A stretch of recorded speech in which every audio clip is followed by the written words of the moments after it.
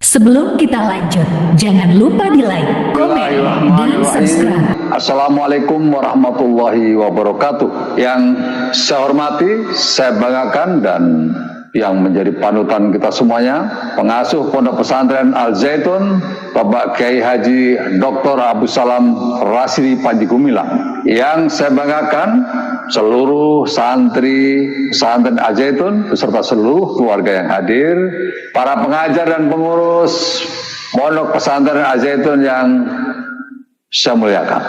Bertepatan dengan 1 Muharram 1444 Hijriah, saudara saya, Mas Panji Gumilang, telah mengundang saya untuk hadir di sini untuk memberikan sedikit wejangan tentang masalah wawasan kebangsaan berkaitan dengan 1 Muharram ini. Saya izin Pak Kiai tidak bisa hadir di sini karena ada tugas yang harus saya selesaikan. Saya tidak bisa hadir di tengah-tengah ibu bapak sekalian, tidak mengurangi kekhidmatan dari acara ini dan acara yang nanti akan diselenggarakan. Hadirin sekalian, saya sudah beberapa kali hadir di Pondok Pesantren Al Zaitun. Pertama kali saya hadir di sini pada saat saya menjadi Pangdam 3 Siliwangi, di mana pada saat itu saya sangat terkaget-kaget. Begitu saya turun dari kendaraan, saya disambut oleh saudara saya, Dr. Panji Gumilang yang gagah perkasa. Luar biasa saat itu saya kaget karena disuguhi oleh gamelan Jawa berikutnya. Setelah mengikuti acara demi acara, saya terkagum karena persoalan kebangsaan di sini sungguh diperkuat luar biasa. Hampir semua kegiatan pendekatannya adalah wawasan kebangsaan. Berikutnya yang kedua dan seterusnya, dan sekarang ini saya sebenarnya pengen untuk kembali ke sini karena saya juga rindu dengan saudara saya. Namun demikian, hadirin sekalian, saya ingin menggunakan kesempatan ini untuk mengingatkan kita semua bahwa saat ini dunia telah menghadapi sebuah krisis yang luar biasa. Yang pertama adalah krisis pangan, yang kedua krisis energi, dan yang ketiga adalah krisis keuangan global.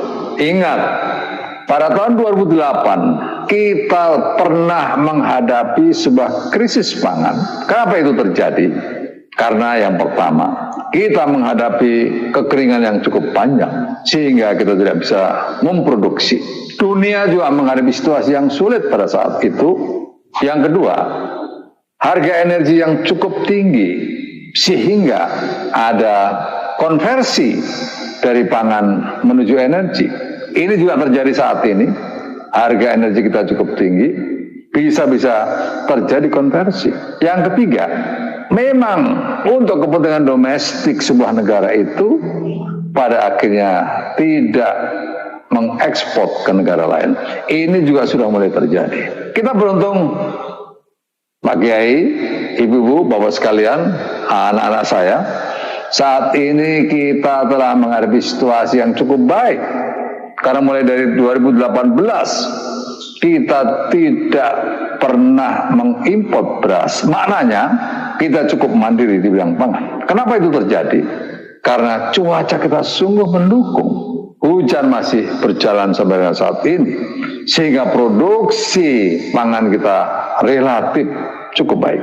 Tapi saya juga mengingatkan, seandainya tahun depannya lagi terjadi kekeringan, apa yang akan terjadi? Kita akan menghadapi sebuah situasi yang sulit, karena pasti akan terjadi kegagalan panen. Kalau itu berada di tengah-tengah kita, hati-hati, kita akan kesulitan. Dunia menghadapi kesulitan, Indonesia menghadapi kesulitan, maka situasi menjadi semakin sulit bagi kita semua. Namun, di balik semua itu, saudara saya, Dr. Kiai Haji Panji Gumilang, telah mau melopori bagaimana dunia pesantren mampu dan mandiri menyediakan pangannya sendiri. Untuk itu, Saya selaku Ketua HKT juga menaruh rasa hormat karena pada saat beberapa tahun yang lalu saya datang ke sini melihat kegagalan panen di Indramayu. Tetapi yang saya lihat pesantren Indramayu Al-Zaitun ini memiliki semangat yang kuat di bidang kemandirian pangan. Untuk itu situasi ini harus tetap dikembangkan, harus terjaga dengan baik agar ilustrasi yang saya berikan tadi betul-betul pada akhirnya dijawab oleh Al-Zaitun ini. Hadirin sekalian, konteks kebangsaan adalah di antaranya yang begitu kontekstual dengan kehidupan kita sehari-hari adalah bagaimana kita menjadi sebuah bangsa yang kuat, bangsa yang tidak memiliki ketergantungan dengan bangsa lain, bangsa yang dari hari ke hari semakin mandiri dan terhindar dari situasi-situasi sulit di mana dunia lain menghadapinya. Mestinya Indonesia harus kokoh dan mandiri, baik di sektor pangan maupun di sektor yang lain. Berikutnya, saya juga berpesan kepada anak-anak saya, di tengah-tengah lingkungan kita saat ini, pertumbuhan teknologi informasi, media sosial begitu luar biasa pesatnya. Persoalan hoax, persoalan desinformasi merajalela di mana-mana. Untuk itu, saya berpesan supaya anak-anak muda saat ini yang bertumbuh di pesantren menanamkan nilai-nilai yang positif, terbangun sebuah karakter yang kuat agar tidak mudah terpengaruh dan terprovokasi oleh berbagai situasi yang terjadi di tengah-tengah kita. Justru pesantren Al-Zaitun harus selalu memperkuat karakter santrinya agar suatu saat anak menjadi pemimpin adalah pemimpin yang berkarakter kuat. Karena tantangan ada ke depan untuk memimpin negeri ini tidak semakin ringan, justru semakin berat. Untuk itu diperlukan seorang pemimpin yang berkarakter kuat. Dan saya yakin sampai dengan saat ini saya masih punya keyakinan bahwa pesantren adalah salah satu tempat di mana pembentukan karakter sebuah bangsa itu terbangun di dalamnya.